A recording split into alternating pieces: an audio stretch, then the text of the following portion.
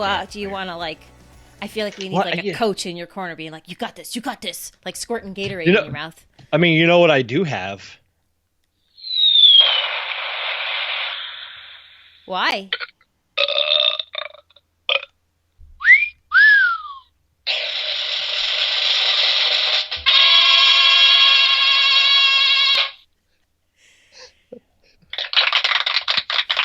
Thank you. I'm back. I know. I'm so happy to be here. I'm so tired. Yes. Yes, you probably would. No farting noises. No. You know what's awesome about this? Rachel got this for me. Why? Because I forget what it was. What was it for? My birthday. That's what it was. She was like, I got the most perfect thing for you. I'm going to hate myself for buying it, but I got the most perfect thing ever for you. And so now I just keep it here on my desk for when I need it. I thought it'd be a great addition to the podcast, you know?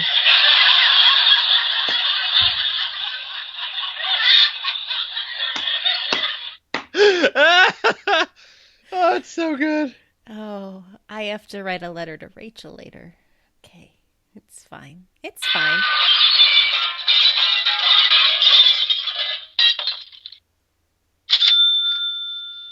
Okay. You want me to keep going? I got more. No, I'm sure. See, some are applicable. Some are not. Oh, okay. That's the idea one. Your idea. Oh, okay. Good. I like the clap track. That's kind of cool. Yeah, it's really good. So Dan, just throw that in there randomly. Yeah, just. That's right. I forgot we're recording video. Sorry, everybody on Patreon, if that stays in. Oh, it's staying in. We are now recording in front of a fake live audience who will clap for us on command and laugh. What you drinking? Oh, wow. Oh, what? What do you mean drinking? Little did everybody know that I've been hard at work on sponsorships while I've been away. But Starbucks is sponsoring it. I decided that it would be such a major sellout for anybody who was bought by a company. I mean, it's just so ridiculous how soulless some people could be. What are you talking about? No, Wayne's World? Anybody? Oh, sorry, I don't know. Have you ever seen Wayne's World, the movie? No, I haven't seen Wayne's World, anything. I mean, I'm familiar with the characters because I like... Oh, what's his name? Mike, period. I like Dana Carvey Shrek. and... Shrek. Yes. What's his last name? Now I can't remember it. Oh! You know. Mike. Oh, people are yelling at us. Give me a second. I'm just going to look it up by Shrek. Mike Myers. Mike Myers, that's right. Yeah. Serial killer. I told you, Mike. No, I have not seen Wayne's World. So... Yeah, okay. If anybody else has seen that movie, you know what I'm talking about, where Garth is sitting there talking about people and how ridiculous it is when he gets sponsorships, and the camera keeps cutting back to him, and it's like all these like things of him like drinking like a Gatorade, and then like they cut back and he's like sitting there like in all Adidas attire and stuff. Like it's really funny. That's why Nice. That's where I was trying to get with that. Yeah. Anyway, I'm back. Yeah, you're back. Here I am. Yeah. Yeah. Should we jump into the podcast? Because I feel like we have, I want to catch everybody up on what you've been, your laziness over the past few months. Yeah, your utter laziness. And I feel like everybody should hear that, right? Yeah. Can I count us in? Yeah, I've been doing it, man. And it's not as good as when you do it. Okay. And in 5, 4, 3. And we're live. Take it away, Danielle. Dan, you always say we're live, and we are not live, but we are recording. And Together, guys, Dan's back. I'm back. It's how long? Has it been? Many, many months. Years at this When point. was the last time that we actually recorded an episode together? Has it been like 6 months? It's been longer than that. It was the day before your wife went into labor with the babies. It was the last time we recorded the episode. Which was July 27th. Yep. Probably. Oh, man. Wow. No wonder why I feel so empty inside. Yeah. So do you remember how to do this, Dan? Do you need a refresher course? I feel like this is one of those things where like distance makes the heart grow fonder, right? Like I'm ready and I'm excited to be back, and you've been doing such an amazing job of like keeping things going, inviting guests who all were amazing, right? Like top of their game, all brought like really amazing things to the episodes, and so a big round of applause. Should I do my noise machine? Guys, Dan was gifted a noise machine. So buckle in for this episode. Buckle up for this episode. Anyway, Buckle in. I yeah. stand by it. I stand by it. So we're going to be doing a little bit of a catch-up episode in between season 7 and season 8. Dan and I have been talking, and we realized we haven't told you much about us. I guess if you want to know much about us, but yeah, since we started, so we thought it'd be fun just to give you a little in-betweener season episode. But Dan, how is life, and where the hell have you been? Life is very good, as many people know. Maybe they know, depending on where you're at in binge listening to all of our episodes. Is that my wife and I had twins end of July. We originally thought that we knew or didn't have any twins in the family, but we just found out that my wife's dad's grandmother was a twin, and so that's where we found out that like that might be like the twin carrier thing. Anyway, it's been real crazy. My wife went back to work. She actually just got a promotion, which is very exciting. And I'm kind of loving being in the position of being a dadrepreneur, where I get to have like mornings with my kiddos. I drop the big one off at school, and she does her thing, and I get to be at home with the two little ones until we're going to end up putting them in school for a little bit, so I can kind of get back to work. But for the first 6-7 months, we've just been spending lots of time together and doing all kinds of dad and baby things and family things, and it's a new, trying to figure out the new normal of balancing work and life and all that stuff. But it's one of those, like, it's the new normal. I wouldn't change it for the world, It's like one of those where you try to figure out how your heart can grow bigger. And then you realize when it all comes together that it just happens. It's pretty crazy. Yeah. Do you think it's, obviously you went from having one baby with your first one, and now you have two newborns that you've been, taking care of. Is 2 twice as hard, or is it just like, you're just kind of doing it? You just pick it up. Yeah. It's not twice as hard. I mean, for sure, there are like definitely difficult things, like, all right, kind of a very nitty gritty thing. With our oldest, it's like you could kind of let her learn to self-soothe a little bit. So you like don't go in right away when she starts crying. You like just wait like a moment or two and see if she starts to like suck her hand or whatever. With the twins, they're both sleeping in the same room, and so we like kind of have to run in right away in order to like make sure that they don't wake each other up. So like it's really interesting. Some nights where there's literally no sleep at all happening. And I definitely am going to like couple meetings and being like, listen, I had like maybe 2 hours of sleep last night. If I do not make any sense whatsoever, now you know why, and you have a good laugh over it, and then it's fine. But yeah, it's a little crazy, but you just figure it out. Cool. No other option. Yeah. Yeah. It's awesome. So no regrets is what you're saying.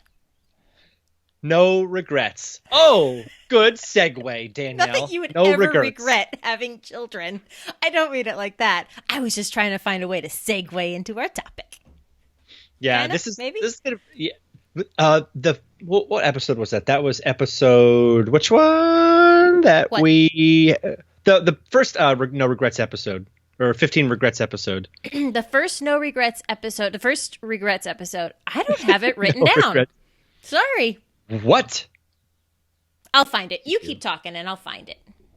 It's around somewhere. The first, we did an episode a while back on like the top 15 wedding regrets, right? And I think that Danielle and I both kind of believe that we don't actually believe in regrets. As we go through this episode, there are some things that, like, when I think about our wedding, that we would have done different.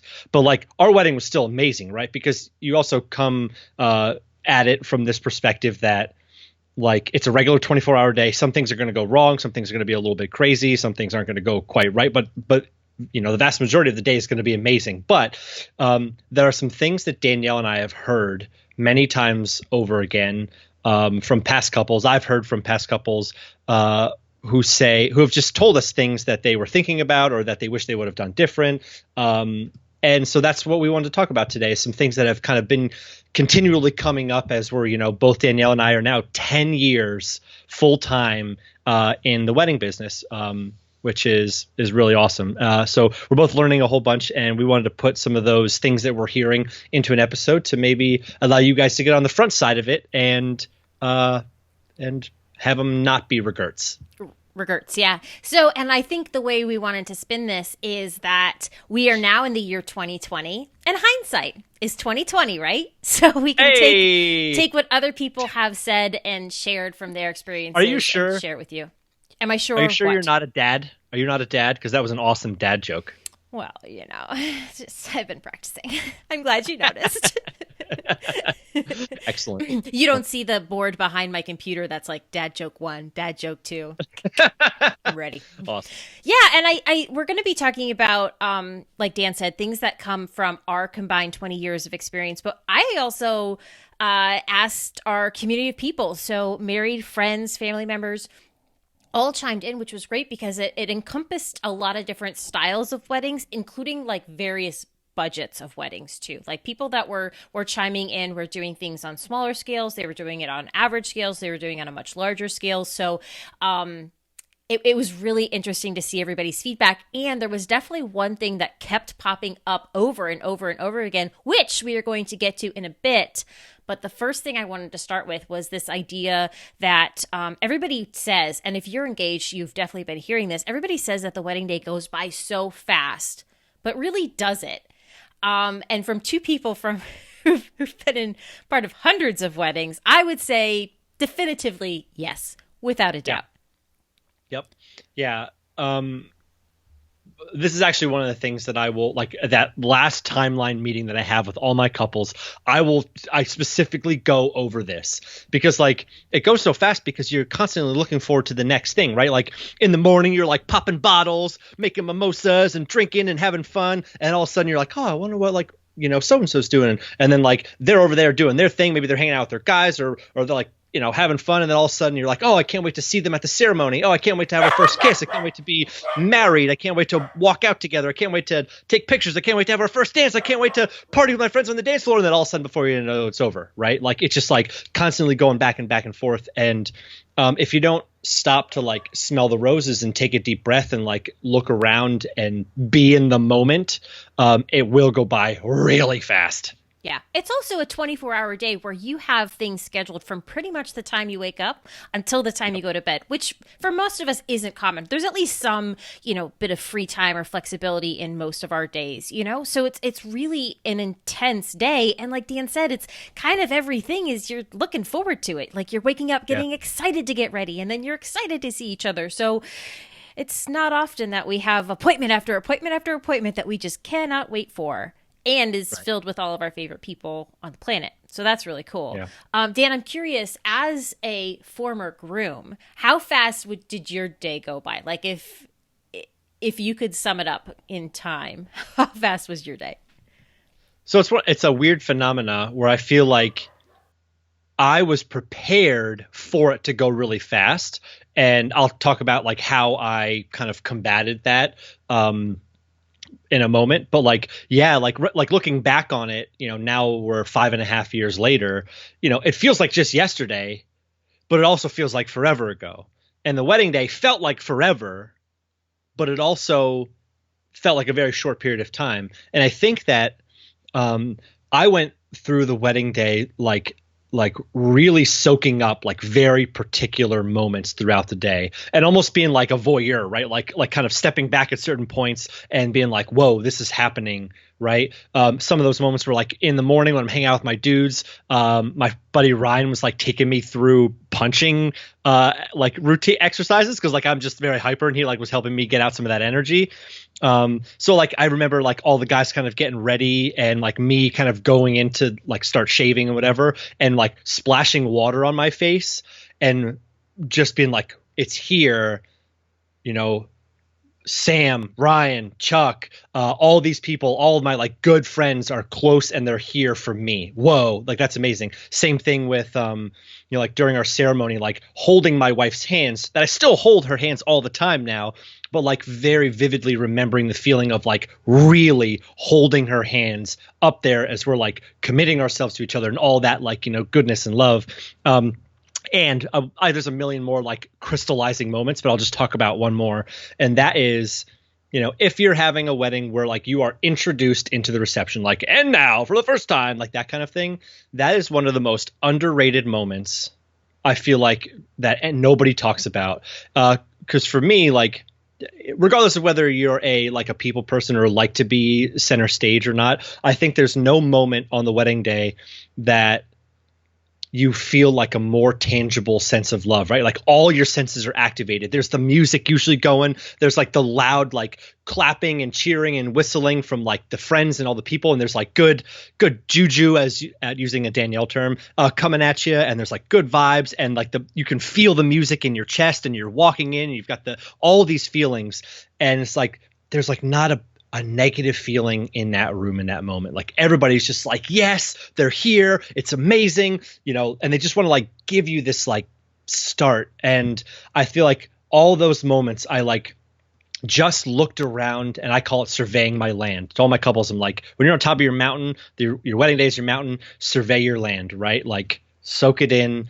And you just try to be in that moment and that's it. And I feel like that helps me remember the wedding day in a very vivid way that I was like just focusing on this one thing, right? Like a little kid in the backyard popping bubbles for like 6 hours, right? And it just feels like forever. They're just doing that one thing forever, popping bubbles. And, it's like that's why days when you're young go on forever because it's like you're focused on this one thing, not bills and blah, blah, blah. You know what I mean? Right.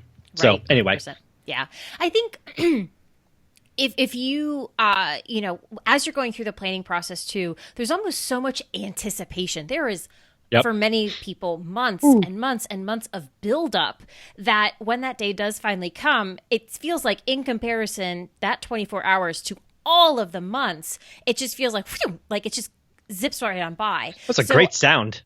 Thanks. That wasn't even Dan's soundboard. That was me. Guys, I have a new career making noises.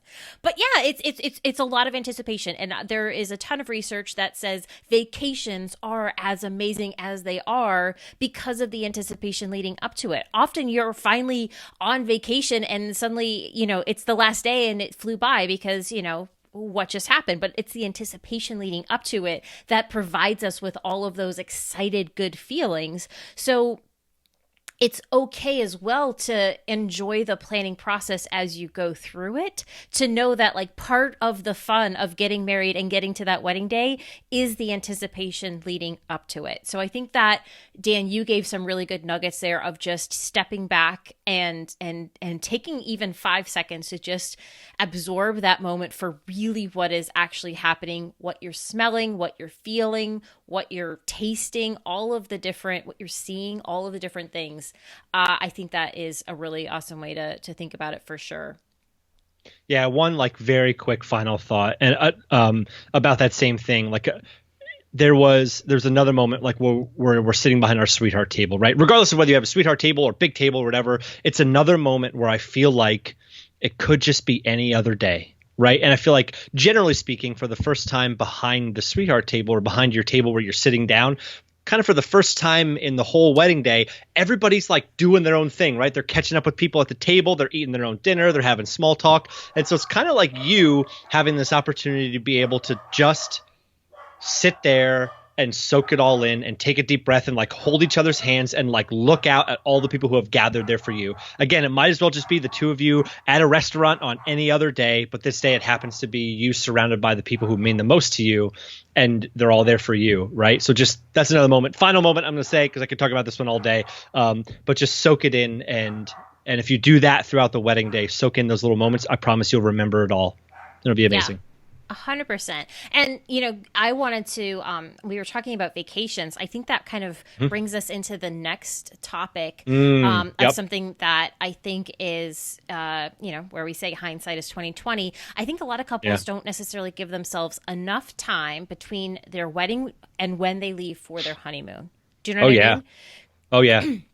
You, I promise, even if you are doing a very small wedding, whatever, you will be exhausted the day after Oh your yeah. wedding, right? Like Yep. between the planning, the partying, even if you're not drinking, I'm not just saying like the physical, you know, like maybe alcohol hangover of it all. You have just a hangover of being drained, the emotions, everything that has Yep. Having your face on. yeah, led up to that point, it takes a toll on you physically, mentally, emotionally. And Yep. I feel like you deserve a little bit of a break before you have to whip yourself around and pack and travel and do all that because there's a lot involved with going on a trip, Yep. you know? Like Yeah.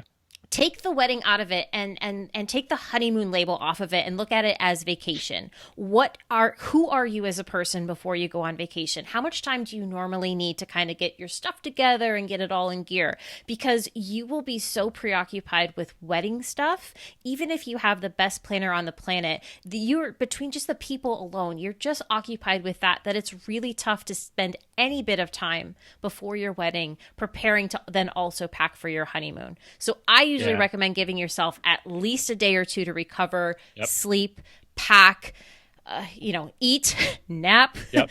and you know, go for the run to Target to buy all the travel stuff that you know you've kind of been procrastinating on because Go to the bank. go to the bank. Yeah, that's true. What are they Do going you to know the why bank you go to for, the bank? Dan? Tell us why you go to the You bank. go to the bank to deposit all the checks and money that you got. Assuming you know, not all the money, but like, you know, let's put it this way. When Rachel and I got married on a Saturday, we had Sunday and we left Tuesday morning, if I remember correctly. Pretty early, like we had to get up really early, but we loved the like Sunday off. We got to see people. We had like a little brunch thing, nothing crazy, but like you said, Danielle, like we were exhausted. And even as somebody who loves to be the center of attention, I was exhausted from like not putting my face on because I'm comfortable with all those people that were there, but like you're just on the entire time and you're so like wrapped up in it, and between dancing and all that stuff, yes, it's very emotionally draining.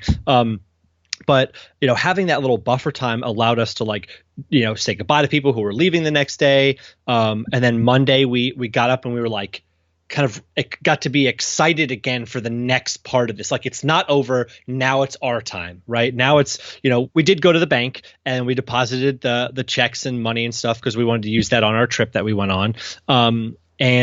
And then we like kind of got to be able to be re-excited, right? Like nobody's going to bother you because everybody knows that like your honeymoon's coming up. You just get to like I'm pretty sure we just like relaxed most of the time on Monday, kind of getting like we pretty much had everything ready, but we just were able to like breathe. It was so great. It was just, Right. you know, it's awesome.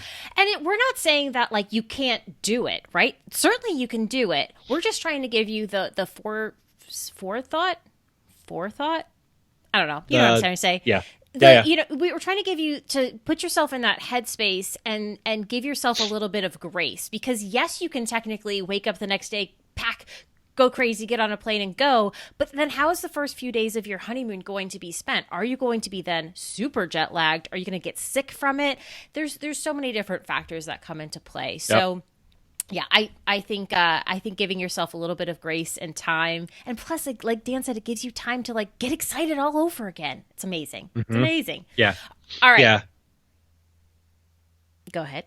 I want to switch gears completely. Yeah. And this is something that maybe people would probably be surprised to learn from me. It's kind of like a middle ground for me, I suppose. But one of the things that I hear a lot is that people regret not hiring a videographer. Yeah. So Good. yeah, Go I ahead. was What were you gonna gonna say, say? this is the what I had mentioned earlier as being the most number one regret of everybody who is chiming in. By and large, this is the most common thing: is people not hiring a videographer. Yep. Yeah, for sure. I think I don't know if I would like, there's certain parts of the day, like, I don't know that I would personally need like an exact record of, but what I desperately wish is that we had a video of our ceremony. Right. And I know, since I'm a very visual person, I would love to go back because that was the most meaningful part of the day for us, right? Like, I like the little cell phone videos and stuff that that our friends and family took during the reception, but I really wish that we would have had a real video of our ceremony. Mm-hmm. And I think we know why most people often forego it. It's a hefty cost. It's a big investment. But why do you think it's such a common regret, per se, that people don't do it? I don't know. I really don't know. Like, I guess people think that maybe they just won't watch it, or like it's not gonna be the same or whatever. I don't know. I think I don't know. I think a lot of it comes down to that until you're going through that day and experiencing it, I don't think it's until after the fact that you realize how much you just might have missed because you were so excited soaking all of the high points in and all of this, but you didn't get to see everything. And Right. your brain is just going on adrenaline at that point, and you just want to go back and relive it. For so many people, it is such a wonderful, great feeling day. Yeah. And as they go through the planning process, they tend to say, okay, well, there's photo and then there's video. And if you Right. can only do one, photo almost always tends to, irk out and be the winner of the two, and take priority. But I don't know that that should necessarily always be the case. I don't Right. know. Well, yeah. It's I mean, there's a couple whose wedding I did not photograph. They were the best man and maid of honor in a wedding I did photograph.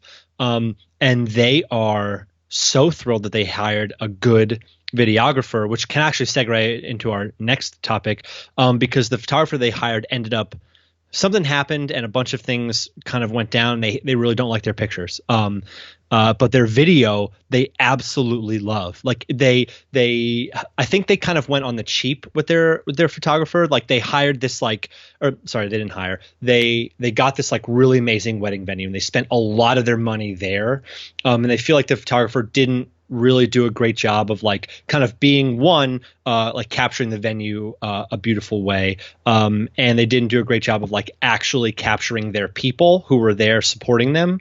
It was the photographers did more about like focusing on the couple, and the videographer, the video they say they watch like almost like on a monthly basis, like they watch it all the time still, just like captured all of their people. And there's so many like little vignettes inside this video that they talk about being like seeing their guests and their friends and family for who they really are. Like the videographer did this like amazing job of really capturing people exactly as they were. And so to them, video, it was the most important thing after the fact, Mm-hmm. Yeah.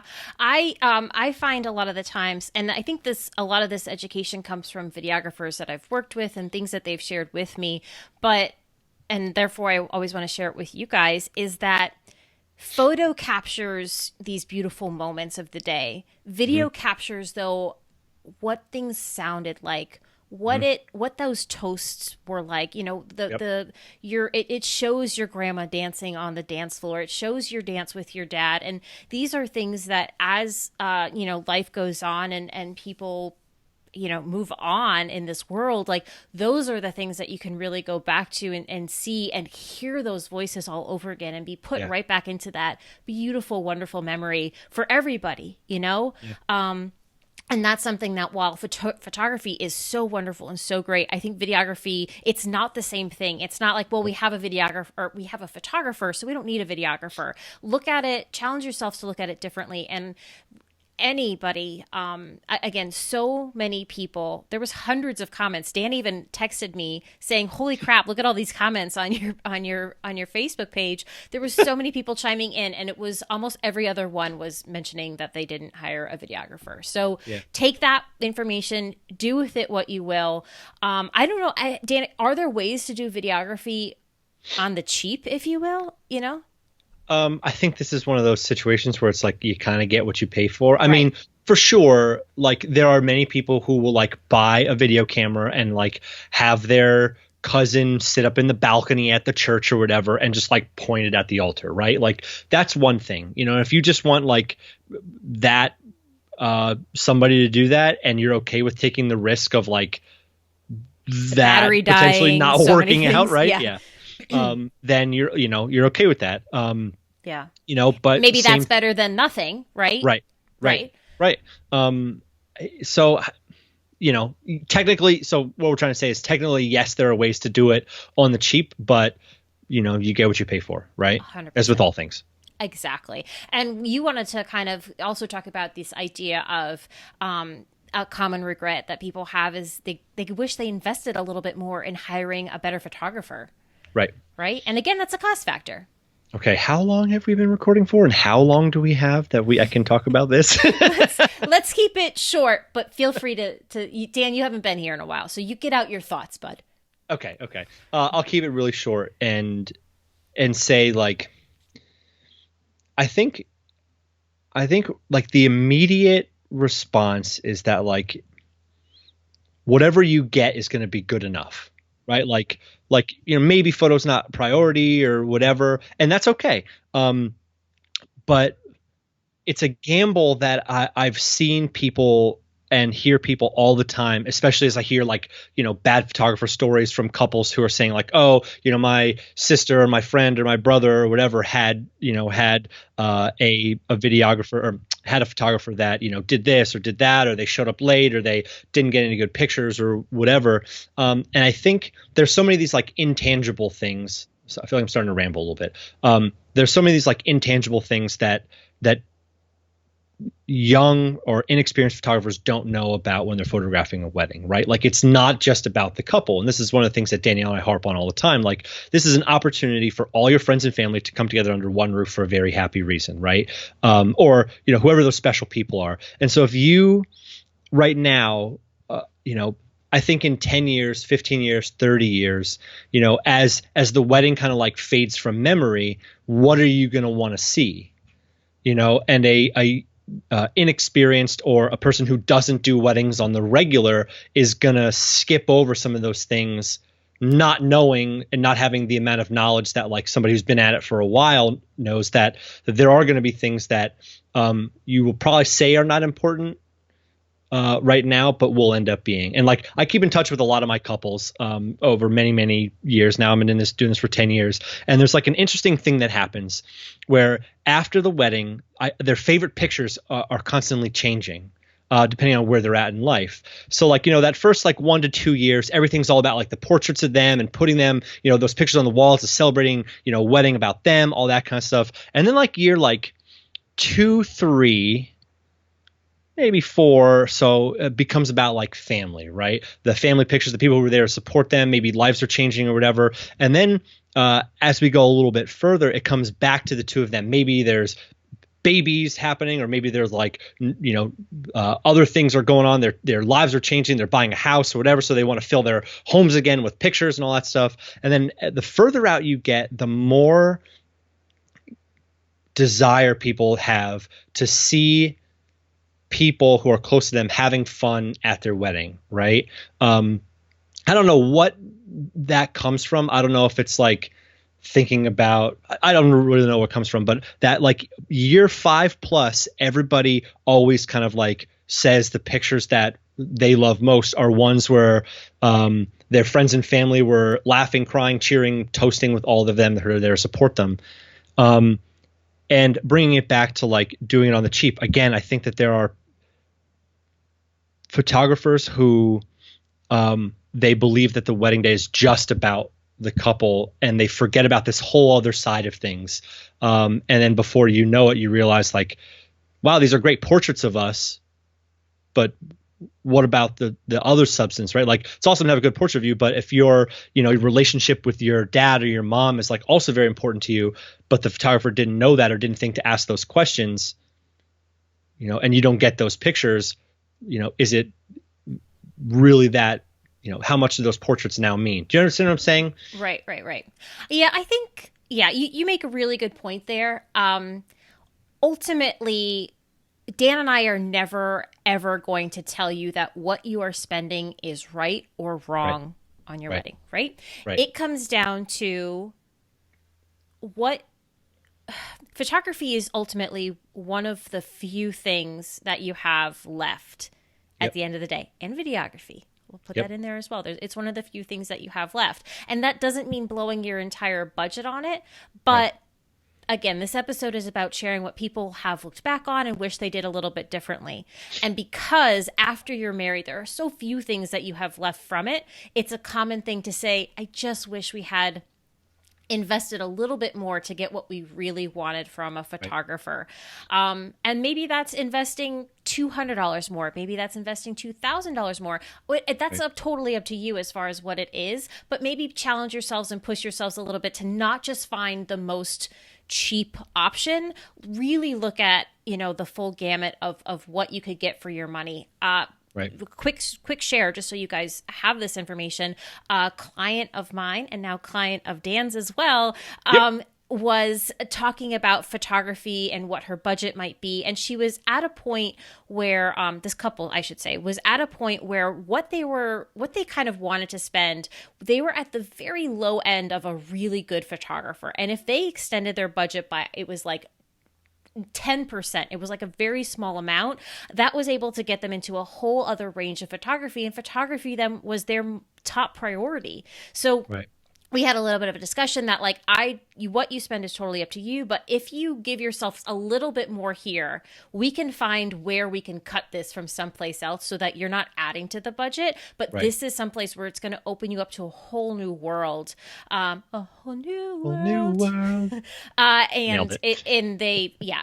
they're working with Dan, and I couldn't be more happy. But Way hyped. But they just didn't know. They were just putting an arbitrary number out there, and that's what I worked with them to kind of figure out, and it was a great thing. Another thing I want to talk about with photography is a common thing that people say is they wish they took first look photos where they saw each other beforehand. And I don't want to get too much into what first look photos are. We did a whole episode on that. That's episode 70.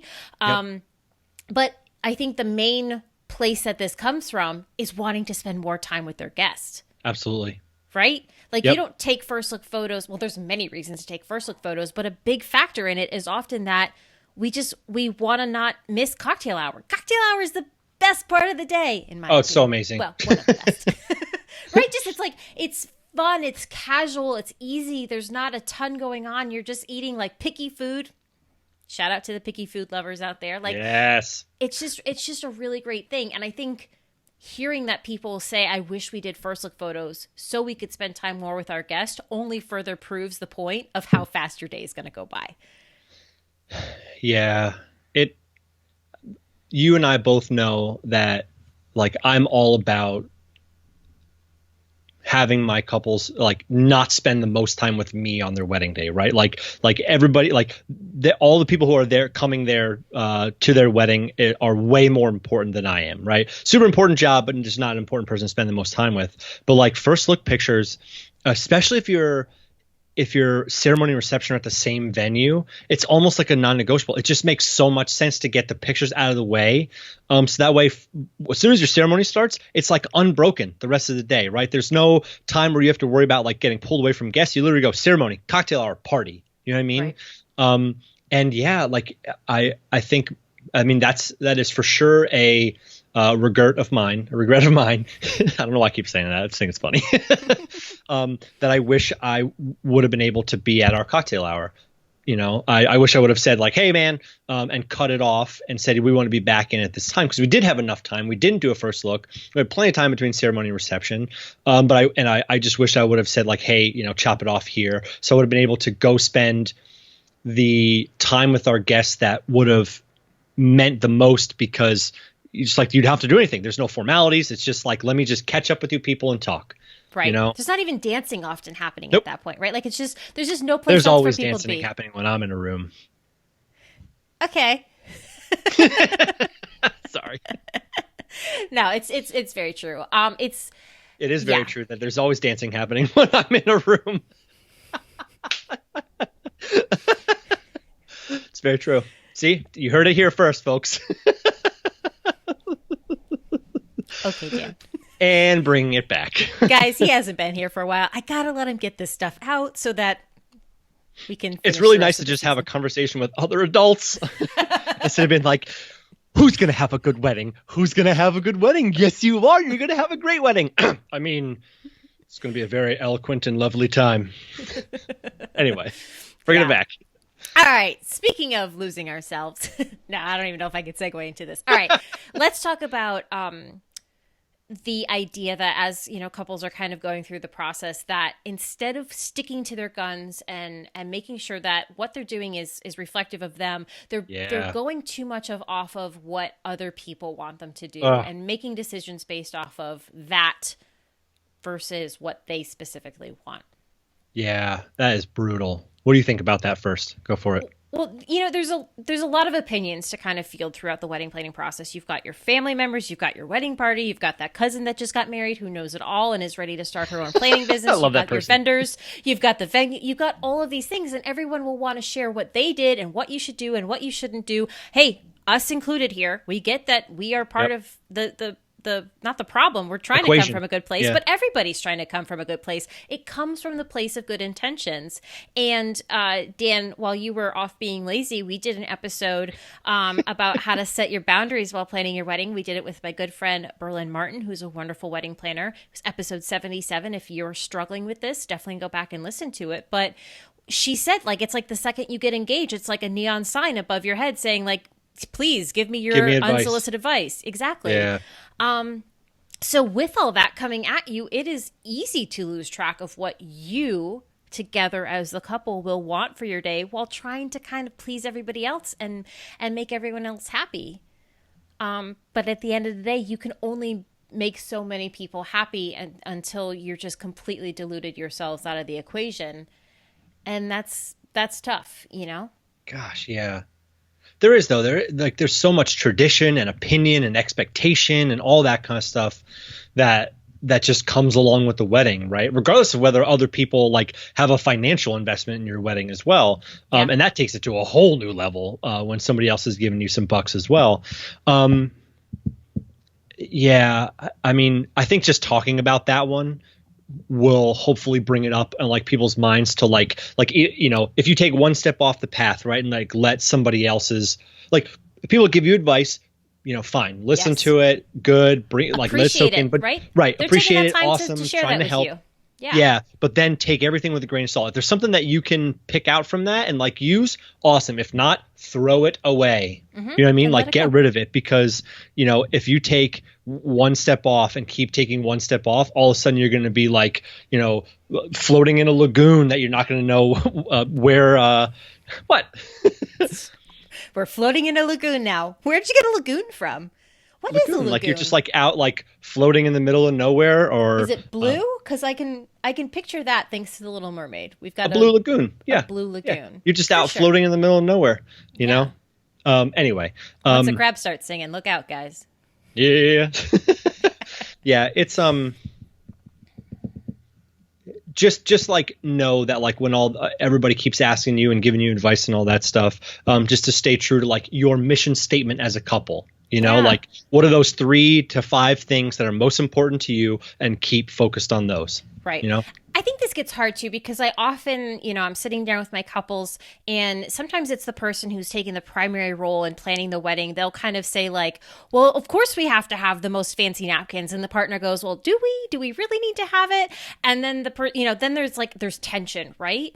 And it's about finding a way to address that stuff, because in the beginning, primary planner person did not care one bit about napkins, but now they've kind of looked at so many magazines and Pinterest and articles and all this stuff that now suddenly they care about the napkins, when really all they really wanted was to have this really fun time and have everybody have a great party. So it's about finding ways to, I guess, refocus our partners' priorities, and being hey, but we talked about this. Does that really line up? And not necessarily saying that that's a bad idea that they're having, but just challenging to be well, let's really think about it, because if it means a lot to you, great.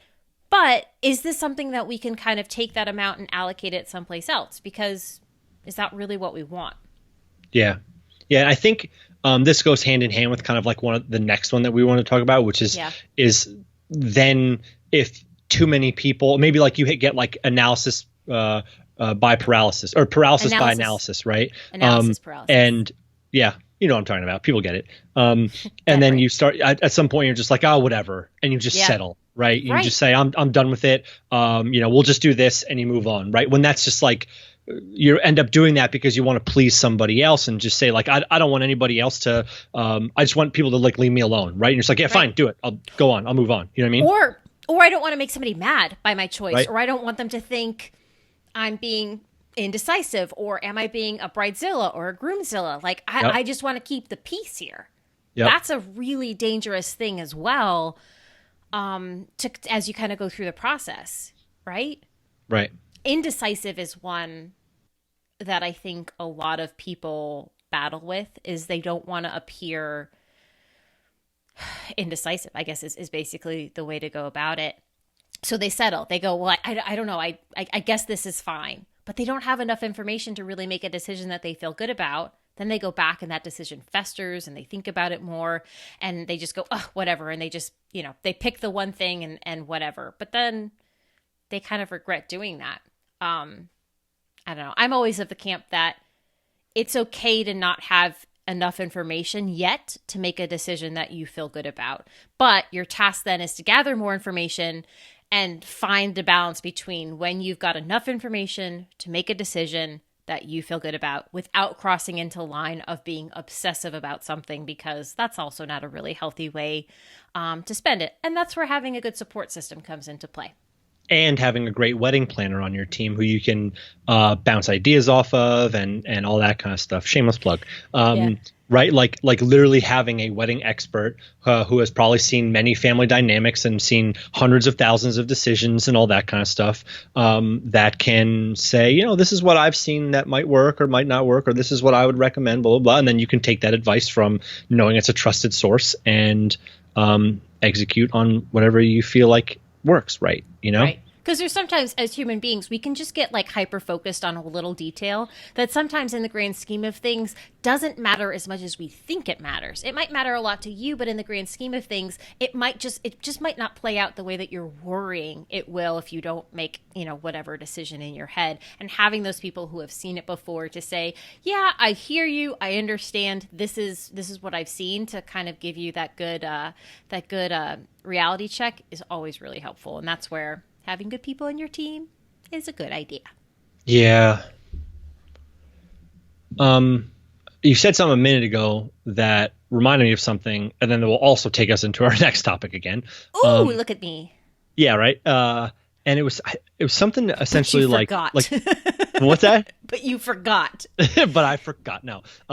It's something like you kind of allude to the idea like somebody doesn't want to be wrong, right? Or they don't want to make like a choice that's wrong. And I've had been in the thick of wedding planning with somebody. We're talking about timeline, or like we're getting close to the wedding day. And I've had, I remember I can think of several brides of mine who have said like, Dan, I just don't want to be the bride who does something wrong.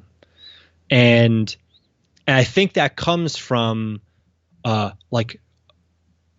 it comes from focusing too much on like the nitty gritty, and like too much on the details and the fluff that might not necessarily matter, right? Like I forget which episode it was, but like we did a whole episode on things that like guests don't actually care about.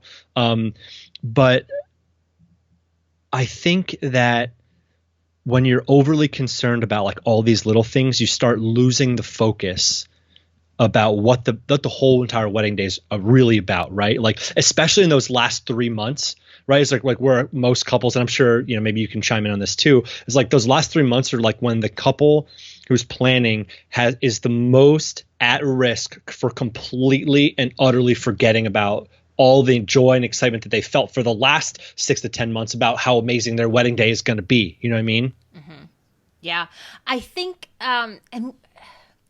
so just to give you guys a very clear example, because I don't want anything that we say of being like, stop worrying about the nitty gritty and doing all that. Right. But I've had conversations with couples that, and this is just to give you an example, where somebody was worrying about how many croutons were going to be on each plate with the salad. Oh. Right. And you're like, That's fair. I'm a crouton lover, so like maybe that's something I think about. But in the grand scheme of the day, your guests aren't going to walk away going, "Oh, can you believe we only got 4 croutons when that salad deserved 5 croutons?" You know, like Yeah. things like that. When we say the nitty gritty, like we're not trying to, pull the rug out from anything that means a lot to you, but sometimes it helps us step back and be like, well, if I was at a restaurant, how much would I really care about how many croutons were on my Caesar salad? Right. Right. Right. Yeah. And yeah, it's definitely people kind of stepping back after the process saying that I worried too much about the little details, and also that I tried to do it all myself, right? Like I had to do it all. I had to do it all myself because nobody else was going to do it. And Right. it is what it is. And I think a lot of that comes from Pinterest, like there are so many, inspiration images and stuff like that shows, these perfect salads with 5 croutons. I don't know. I'm just going to want salad for lunch, I guess. Load up on the croutons. But there's a focus on so many different things, and it's easy to kind of get so wrapped up that like, well, gosh, if I don't do all this stuff, is our wedding even worthy? Is it enough? Which is a really triggering word, guys. I said the E word. Yeah. Um. Yeah. Yeah. And going back to like yeah, that's right, Danielle. I think going back to first. Episode 66 is the episode that I mentioned just a couple of minutes ago about 10 things that your guests won't care about. And going back to this idea of like worrying too much about details and like little stuff and whatever. If you're like not even sure where to start, right? Like what are the things that I just need to do or need to focus on? And this is all came from Danielle's amazing mind. Episode 38 is probably one of my personal favorites. Like whenever I share with couples like where they should start, or like if they're just confused or whatever, I send them right to episode 38, which is 4 fundamentals to hosting a great event. And that is like Danielle in her true form, like breaking it down. It's amazing. Yeah. Thanks, Dan. You're welcome. Yeah, that episode covers like the 4 things you really need. Then I can probably even break it down to being the 3 things you need, because the 4 things, just to give you guys a heads up, is that it's food, drink, entertainment, and comfort. That's the 4 things you need to provide guests. And drink obviously is a variable, but it's very much a part of the event industry world. That's a factor in it all. So if you touch on those 4 things and you do it well in whatever well means to you, then you win. You win the game. It's all good. Because at the end of the day, all of those little nitty gritty details, like as you're going through it, if you start getting all of these outside opinions and people telling you and Pinterest telling you and all this stuff, if it only matters to you because you think it's supposed to matter to you, it probably won't matter after it's all said and done. Like it's just going to fall to the wayside. If the only reason you're doing it is because you think you're supposed to and you think it's supposed to be happening, then it probably just won't matter when it's all said and done. Yeah. And I also want to touch on this idea of like trying to kind of do it all yourself. Because weddings are a big deal, right? They're not the biggest life event that you're going to have probably, but they are a big life event. And while we are human beings that have acquired certain skills and talents or superpowers that we've been born with, it's okay to have that skill, talent, superpower and not necessarily need to be the one to do that on your wedding day. So if you are the world's best cook, that's awesome. First of all, I'm jealous of your skills. But second of all, it doesn't mean that you have to cater your wedding. Right?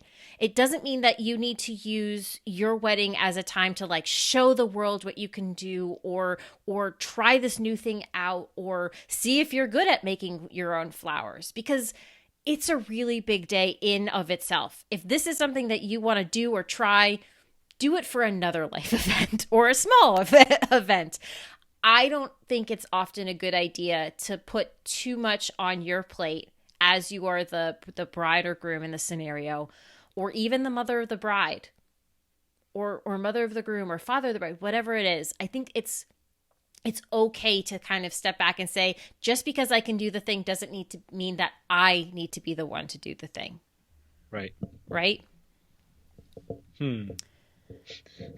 Which kind of like takes you to like another one of our list things, which would be, if you have people in your lives, who are skilled at one thing or another, maybe you have an uncle who's like a good photographer or something.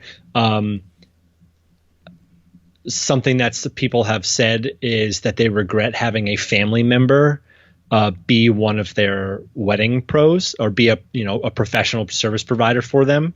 Right. What did people say specifically in your comments about that? Well, it was having a friend video their wedding because, they were good friends and whatever. One person flat out said they was a friend, no longer a friend, because 15 years later, they still haven't even seen the video from that day. It's, having your maid of honor do your flowers, having your mom be your coordinator for the day. It's things where we've seen relationships ruined over. Yep. And again, it goes back to the idea that this person is stepping up probably with the best of intentions, and they only want to help you. They want to do this thing. They want to provide it as a gift from them to you, and how freaking wonderful, right? It's wonderful of them. But at the same time, your expectations as a couple are probably very high, and maybe their level of talent, superpower, skill doesn't quite match up to your expectation, but they're your friends, so you think so highly of them, and that they're going to do everything in their power to knock it out of the park. But they're still limited to whatever resources and tools and skills that they specifically have. Yep. So I am always a very big advocate as a wedding planner to hire a professional to do the job. Right? Yep. And that only comes from the past 10 years of experience, seeing what happens when you don't. Now, that doesn't mean that if you don't, it's all going to be ruined. It just means that you're running such a higher risk of something not going quite as planned. And when it's a friend or family member involved, it cuts way deeper. It just cuts way deeper. Yeah, like there's so much guilt that goes into like both sides if something bad happens, versus like say you hire a professional and they don't do the job that they are contracted to do.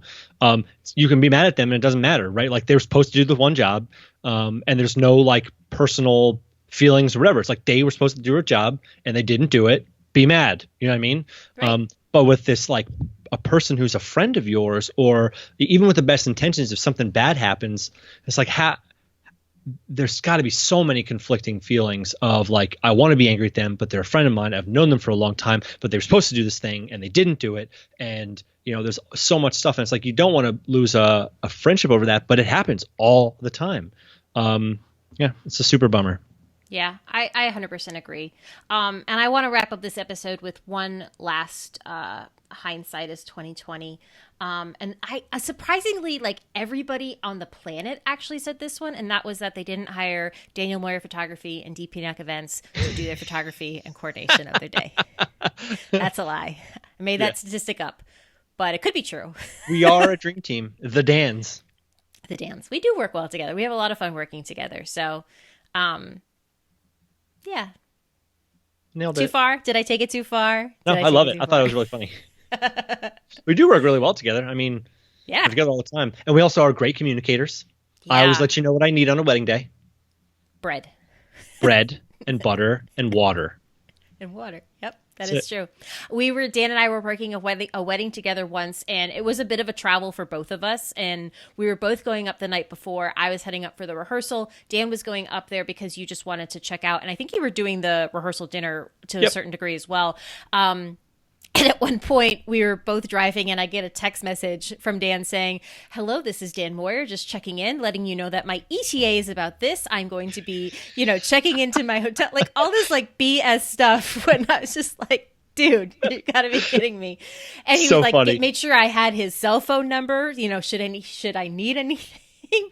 Something, honestly, I wish more photographers did, but it was really funny. You had me. But we're like friends for like years already at this point. Yeah, exactly. Exactly. Oh, that was so funny. Awesome. I'm so glad to be back by everybody. I'm so glad that I get to be back and get to be a part of this and just get to like serve you all ringers in a very awesome way. And I just want to thank you all for being awesome and being patient and being excited that I'm back. I think you're excited. I'm excited. So let's all be excited. Very excited. Yay. I'm very excited. I have been having a great time bringing people on, but nothing is as fun as recording with you, Dan. Oh, I shouldn't have said that, guys. His head just got bigger.